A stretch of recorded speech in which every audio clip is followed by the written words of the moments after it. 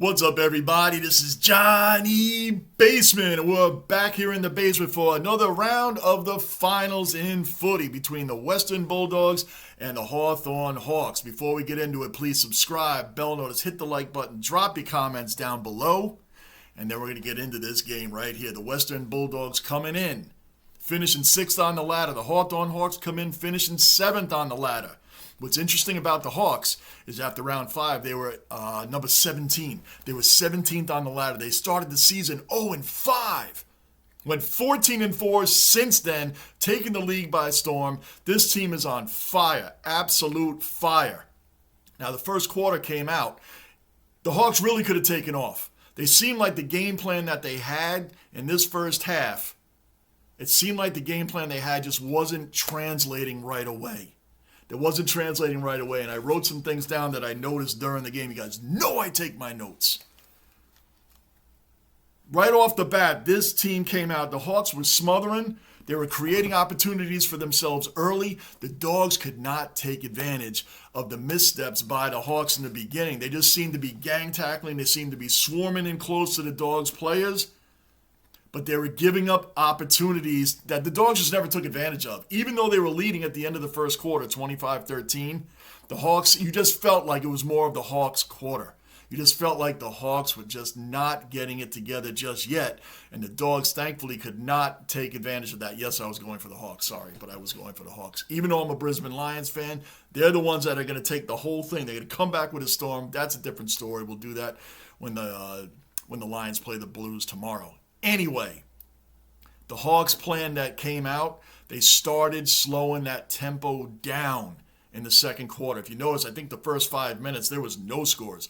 It was 25-13 Dogs, and then it started to come out. You'll see the Hawks, and they were getting booed because here we are again, the home team gets demolished, even though at the end of you kind of saw it at the end of the first half that the Hawks were starting to pull away a little bit. I believe it was 45-34 at the end of the first half.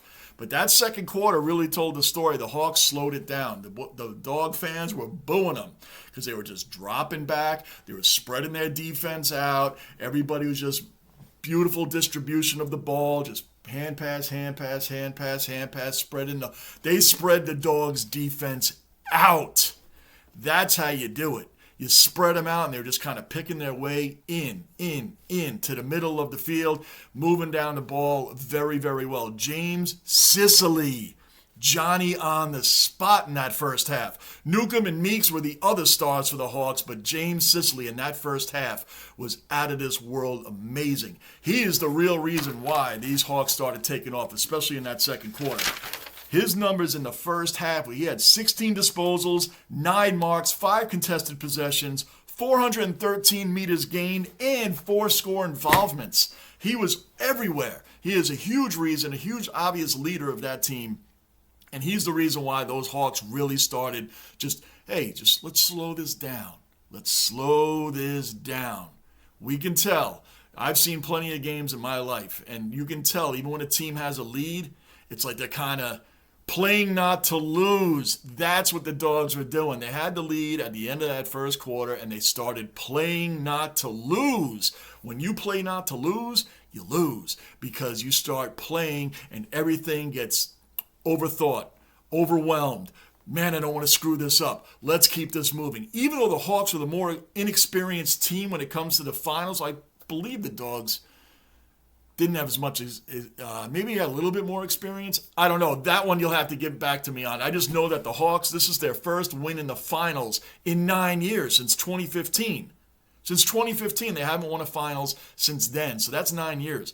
The Bulldogs, I'm not quite sure. I should have looked a little bit more into that. But we're in the basement, and I'll admit it when I don't know something. And right there, I just don't know. But it seemed to me that 9 years is a long time, and that this Hawks team has a young, bright future. They could actually win the premiership. If the Lions falter, which they won't, but if they do, this is the team I'm going to be going for. I like their tenacity. I like their flair and their ferocity when they come out.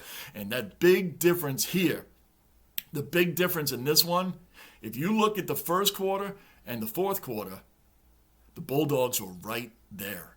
They were right there. They won that first quarter, and I believe the fourth quarter was 22-21 Hawks. They got murdered in the second and the third quarter. One thing I noticed just offhand, I noticed that the third quarter for a lot of teams, they get their doors blown off. The Power had 2 points in the third quarter yesterday. 2! And I believe, going off the top of my head again, but I believe they were outscored 37-2 in that third quarter. That's mind-blowing. But I've seen that a lot since in my short time of watching footy. This is my second season. That a lot of times teams come out of that halftime sluggish. One team comes out raring to go, and it seems like the other team is just lost in space somewhere, just not in it. This team here got outscored. I got to look, but I think it was 64-16, second and third quarter combined. 64-16. You're not winning on that. Yeah, it was 64-16 Hawks in the second and third quarter combined. That's incredible. That is insane. That's where the Bulldogs lost this game, man. They came out playing not to lose. They're lucky that the Hawks missed some goals. They missed some opportunities in that first quarter. They got a lot of behinds. They had a lot of behinds, and I told you in the last video, if you didn't see it, I used to argue last year that behinds are points. Now I see they are missed points. You're getting 1 instead of 6. So the Hawks really could have blown this open, but the difference between the two teams, and I always believe it comes down to coaching. One team seemed to just tighten up and get it together, what the Hawks did. They stuck with their game plan. They just made some minor in-game adjustments, spreading the Bulldogs' defense out. They spread the field out. That's what I saw, and they started channeling their way in, and they had wide open opportunities right up the gut. And they were scoring on them and taking advantage of the opportunities they should have had in the first quarter, but it all panned out anyway. So a couple of notes that I found here at the end. By the way, just on a footnote, the Dogs did a whole lot of pushing and shoving and angry and embarrassed because this was an elimination game. They got eliminated at home, and they did more fighting at the end with the Hawks with the pushing and shoving than they showed at all during the game. They just did. I thought that was kind of funny. It's another home loss. The Power lost at home. They got embarrassed. They got really embarrassed. The Dogs, the score is 37-point difference. They got embarrassed in the second and third quarter. It just seemed like they just couldn't get over the top. They just couldn't get over the hump of that. We did the bounce back, and Sicily, Newcomb, and Meek, they were the stars of the Hawks. There's no doubt about it. Those guys right there were the reason that the Hawks won and kept everything under control. So this is very interesting, guys. There was a lot of great things. I never felt like yesterday when I watched the Power. The second half, I didn't even have to take notes. The game just got to be an absolute outright destruction. This here, they were dominating the Hawks, but they were scoring a lot of behinds and not a lot of goals. And that's the reason why the Bulldogs had the advantage in the beginning. They just weren't doing it. They just weren't taking advantage of those behinds. You guys are right. I bow to you. I bow to being wrong. I admit it, I'm wrong. A lot of my videos from last year, you will see I argued that behind. It's like a free throw in basketball. It's all points. But that free throw in basketball, by the way, if the guy gets fouled and he misses the 3-point shot or a 2-point shot, he gets those free throws, but he's got to hit them. And if he doesn't hit them, you're losing points that you should have had. So I get it now. Because I used to be like, no one cheers during these behinds. Everybody's like, whatever. Now I get it. Because the Power, by the way, left 36 points on the table at one point during that game with all these behinds. So eventually the other team's just going to take total advantage of it, and that's what the Hawks did. They took advantage of it. In the beginning, they started getting some behinds, and it started to get a little nerve-wracking, but overall, they dominated this game. They were in the forward 50 way more than actually, believe it or not, the Dogs were taking advantage of that first half. They were in the forward half 47% of the time, and they scored that. 47% of the time. The Hawks only scored 34% of the time, and that's why the Dogs had the lead in the beginning. But that was mainly all first quarter. I just love the way the Hawks kept their composure, turned it around. This is a young, exciting team. We got the Swans and the Giants coming up. That game there is going to be the toughest game to pick. The Giants, I can't figure them out. I'm going to go with them anyway. I'm going to go with the Giants. The Swans looked a little shaky at times, too. That's a tough one to pick right there. The Giants fell off. I mean, they had a hot start, and they fell off. The Lions are going to beat the Blues. The Blues barely beat out the Pies for the 8th spot. Barely beat them out on percentage points. They both had 52 points apiece, and the Blues barely beat them out. They started choking away the season a little bit. Sorry, Dave, but your Blues are going down tomorrow because we are going to review the Lions and the Blues tomorrow. This has been exciting. I really enjoyed this game today. There was not one moment that I felt like, there was some moments that I felt like, hey man, this really might start taking off. And then that fourth quarter, the Dogs put up a fight again, but it was a little, too little too late. That's the phrase, too little too late. If they had kept that consistency throughout, the Dogs probably would have won this game. But they didn't. The second and third quarter, they were absolutely dominated.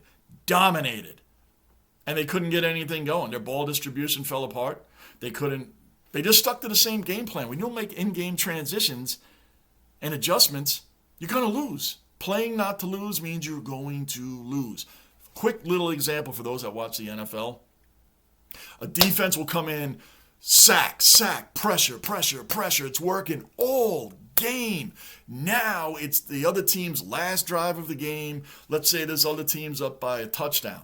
7 points. They're up by 7 points. And now all of a sudden they drop their defense back into zone defense.